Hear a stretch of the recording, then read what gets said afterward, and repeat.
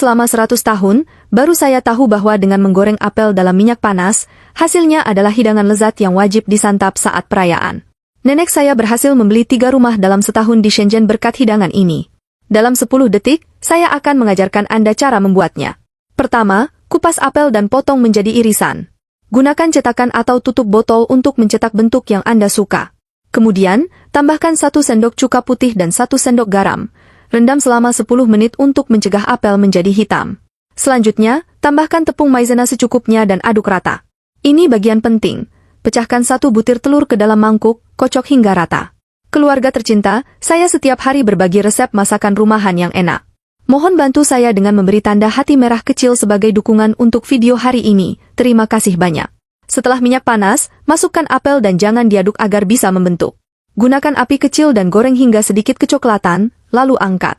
Tambahkan sejumput bihun ke dalam minyak panas untuk menggorengnya hingga berbentuk bunga. Tempatkan dalam mangkuk. Gunakan spatula untuk menghancurkan sisa minyak. Lalu masukkan saus asam manis yang sudah disiapkan oleh koki sesuai takaran. Dengan ini, Anda tidak perlu khawatir tentang proporsi asam manis untuk hidangan apapun. Ini juga bisa digunakan untuk membuat daging asam manis atau ikan asam manis yang sangat lezat. Setelah saus mengental, masukkan apel yang sudah digoreng, gunakan api besar dan aduk rata agar terbalut saus.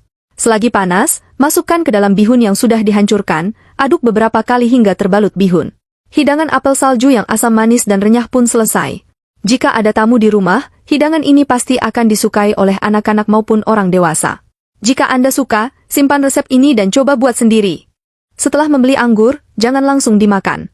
Saya ingin kamu membuat jeli anggur yang kenyal di rumah untuk anak-anak. Jadi kamu tidak perlu lagi membeli jeli dengan masa simpan yang sangat lama di luar. Tambahkan 1 sendok tepung ke dalam anggur dan air bersih secukupnya, kemudian cuci berulang kali selama 2 menit.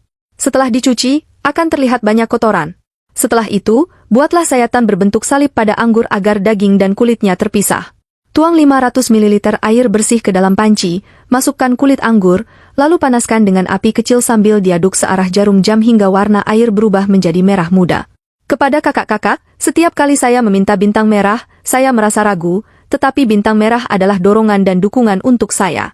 Beri saya 1 klik saja, cukup dengan mengetuk layar 2 kali, saya tidak akan meminta lebih, hanya ucapan terima kasih. Setelah kulit anggur diangkat, tambahkan 30 gram gula pasir dan 1 paket bubuk agar-agar. Saya sudah mencoba banyak tempat, tetapi yang ini terasa paling enak, dengan tekstur yang bagus dan mengeras dengan baik. Aduk perlahan sampai air mendidih, kemudian masukkan daging anggur dan aduk hingga merata. Siapkan wadah atau mangkuk di rumah yang tidak ada minyak dan air, tuang adonan ke dalamnya, biarkan mengeras secara alami. Bukankah ini sangat mudah? Menyegarkan dan menyenangkan, bahkan lebih enak daripada jeli yang dibeli di luar. Dan yang terpenting, karena dibuat sendiri, lebih bersih dan sehat, jadi anak-anak pun bisa lebih tenang saat memakannya.